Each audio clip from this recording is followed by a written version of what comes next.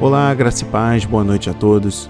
Estamos retornando para iniciarmos o 10º módulo Combatendo a Ansiedade, com o tema principal, a derrota de Golias. Serão 7 dias de reflexão, meditação e entendimento para combatermos este gigante que anos e anos vem assolando a nossa vida, que se chama ansiedade.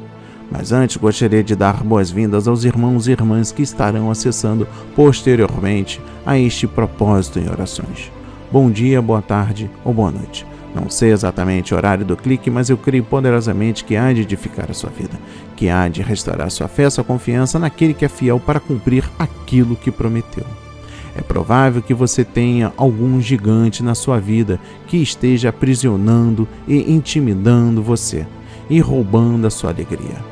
Adversários como o medo, a rejeição, a comodidade, a raiva e os vícios assumem o controle e, quando menos se espera, fazem morada no seu coração.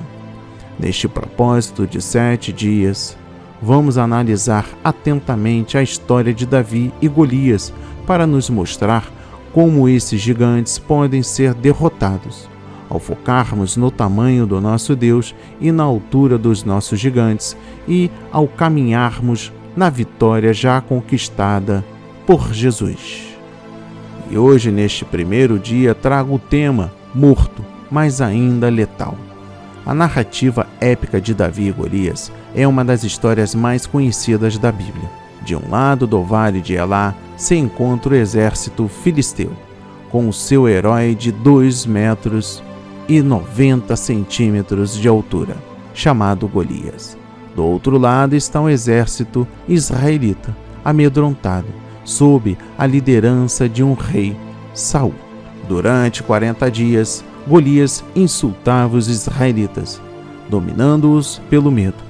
Dia após dia, ele os desafia a enviar um soldado para lutar com ele pessoalmente. Mas até então ninguém se apresentou como voluntário. Talvez você possa se identificar com a dificuldade dos israelitas. Algum gigante está à sua frente provocando, perseguindo, insultando você. Talvez seja o medo, talvez seja a ira, talvez seja o sofrimento de rejeição. Talvez seja um gigante sorrateiro, porém muito familiar, chamado comodidade, que o leva a viver por algo de menor importância. Talvez possa até ser um vício. Qualquer que seja o obstáculo na sua vida, ele vem roubando seu autodomínio dia após dia. Você tentou ignorar as provocações, mas se sente imobilizado, reprimido e paralisado para seguir adiante.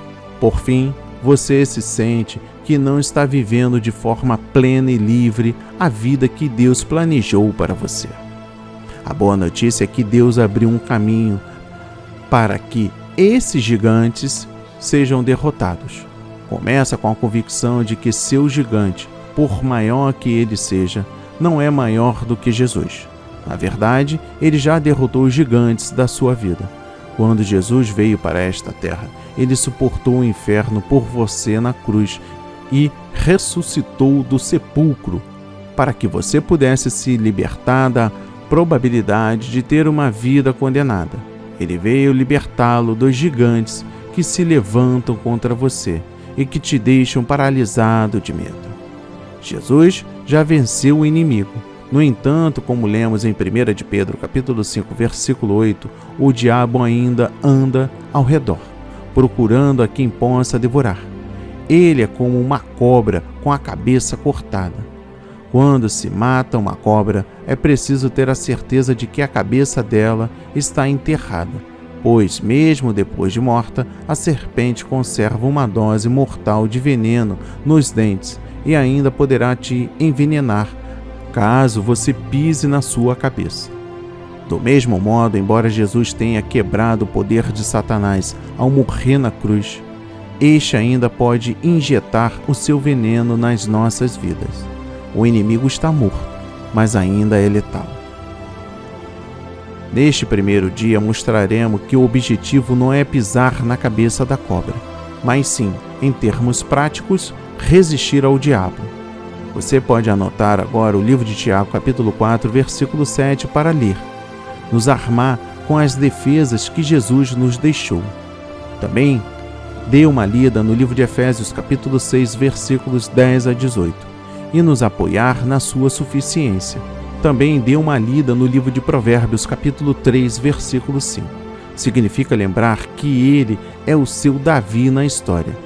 E você nunca pode derrotar gigantes por meio da sua própria coragem, força de vontade ou esforço. É sempre Jesus quem os derrota. Caso realmente deseje ver a vitória sobre os gigantes na sua vida, você precisa entender a sua dependência na suficiência de Jesus Cristo. A luta se trata de confiar em Cristo e não de tentar vencer. Para dar o primeiro passo contra o inimigo morto, mas ainda letal, você deve mudar a sua forma de pensar, pois Cristo é a única força que resulta em transformação. Vamos lá. Pense bem e responda para você mesmo, ou você mesmo. O que você pensa da ideia de Jesus? E não você, ser o Davi que derrotou o gigante na sua vida. Quais são as implicações disso sobre a maneira como você vive a vida? Uma outra pergunta: Jesus veio à Terra para destruir o poder do pecado e da morte, e ele já venceu o inimigo. Que diferença isso faz na sua maneira de ver o gigante na sua vida? A última: quais são algumas maneiras de se aproximar de Jesus para que você não pise na cabeça venenosa do seu inimigo derrotado? Para você não se preocupar, aqui na descrição estão essas 3 perguntas para que você anote e reflita durante a meditação. No livro 1 de Pedro, capítulo 5, versículos 8 a 9, a palavra diz: estejam alertas e vigiem. O diabo, o inimigo de vocês, anda ao redor como leão, rugindo e procurando a quem possa devorar. Resistam-lhe, permanecendo firmes na fé, sabendo que os irmãos que vocês têm em todo o mundo estão passando pelos mesmos sofrimentos. Meu irmão, minha irmã, Satanás tem desígnios, planos, projetos, intenções, propósitos, maquinações, estratégias terríveis para nós. O apóstolo Pedro está falando, por outro lado, que nós não podemos ignorar os seus desígnios e, por estarmos cientes disso, temos condições de resistir e desfazer toda a artimanha maligna, sujeitando a nossa vida diariamente a Deus. Sujeitai-vos, pois, a Deus, resistir ao diabo, e ele fugirá de vós. Tiago, capítulo 4, versículo 7. Precisamos conhecer nosso inimigo se quisermos vencer e entender que o inimigo é astuto e sagaz e vai aplicar sua estratégia em tentações ou armadilhas. O diabo tem planos para atacar aqueles que desejam vencer através da fé em Deus. Ele tem uma estratégia para cada situação. A palavra de Deus diz: bem-aventurado o homem que suporta a tentação, porque, quando for provado, receberá a coroa da vida, a qual o Senhor tem prometido aos que o amam. Ninguém sendo tentado diga: de Deus sou tentado, porque Deus não pode ser tentado pelo mal. E a ninguém tenta, mas cada um é tentado quando atraído e engodado pela sua própria concupiscência. Tiago, capítulo 1, versículos 12 a 14. A Bíblia diz que Deus não o tenta, Tiago capítulo 1, versículo 13. O inimigo vai usar contra você uma estratégia de tentação numa área em que você já teve problema no passado. Só caímos em tentação através das concupiscências não tratadas, ou seja, desejos carnais dos quais ainda não fomos libertos. Tiago, capítulo 1, versículo 14. A tentação vem como um meio usado pelo inimigo para tentar tirar-nos da vontade de Deus. É um ataque planejado para nos fazer pecar e endurecer o coração em relação ao Espírito de Deus. A Bíblia diz que todo homem é tentado. Hebreus 4, versículo 15. Diz a respeito do próprio Jesus, porque não temos um sumo sacerdote que não possa compadecer-se das nossas fraquezas. Porém, um que, como nós, em tudo foi tentado, mas sem pecado. No versículo 16, ele nos revela o segredo de sua vitória sobre a tentação.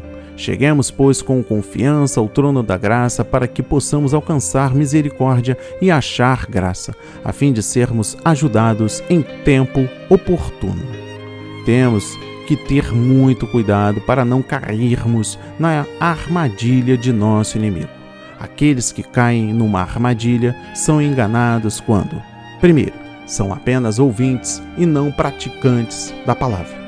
E sedes cumpridores da palavra e não somente ouvintes, enganando-vos com falsos discursos. Tiago, capítulo 1, versículo 12. Segundo, pensam que não têm pecado.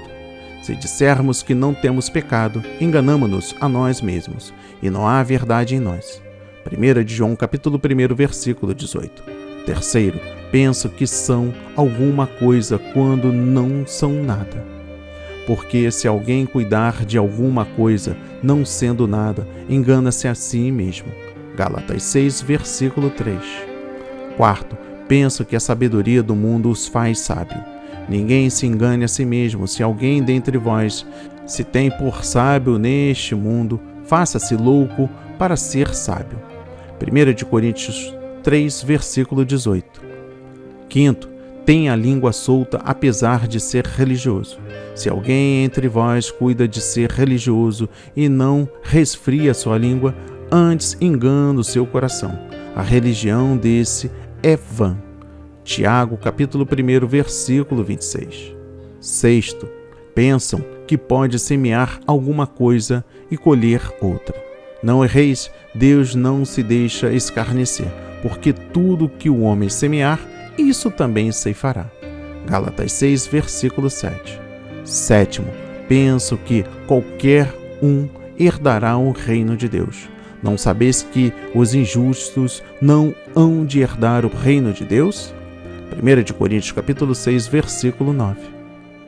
Oitavo e último, penso que o contato com o pecado não o afetarão. Não vos enganeis, as más conversações corrompem os bons costumes. 1 Coríntios capítulo 15, versículo 33.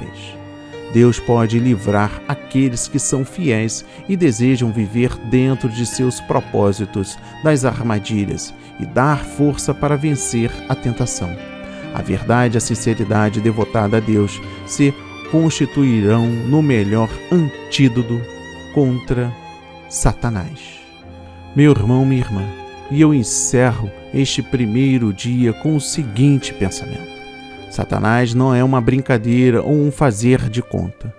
Ele e seu poder são reais e querem fazer o mal. Mas, ao invés de gastar nosso tempo nos preocupando com ele, devemos resisti-lo quando somos tentados e focalizar em Jesus.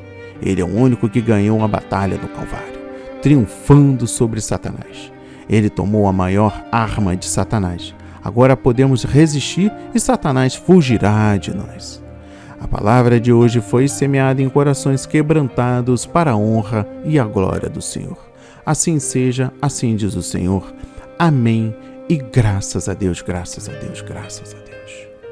Obrigado, Todo-Poderoso Deus, por enviar Jesus para quebrar o poder de Satanás sobre nós. Através da morte do Salvador, o Senhor me assegurou de que a minha morte não será o fim do nosso relacionamento, e sim o começo da vida com o Senhor. Hoje, meu Pai, porém, peço que o Senhor me ajude especialmente a resistir ao poder de Satanás sobre a minha vida nas seguintes maneiras: na família, no relacionamento, nas finanças, nas redes sociais, nas conversas, nos vídeos, na fofoca. Para você que está ouvindo, meu irmão, minha irmã, especifica as áreas para o Senhor.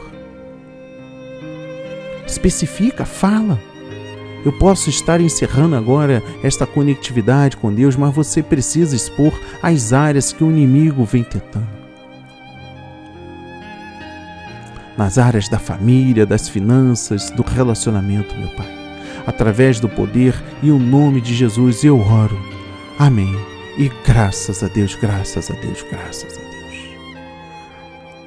Meu irmão, minha irmã, eu estou encerrando agora, mas você precisa se desabafar, se quebrantar em arrependimento, confesse as áreas que o inimigo tem lhe tentado. Deus está interessado na sua dor. Shalom.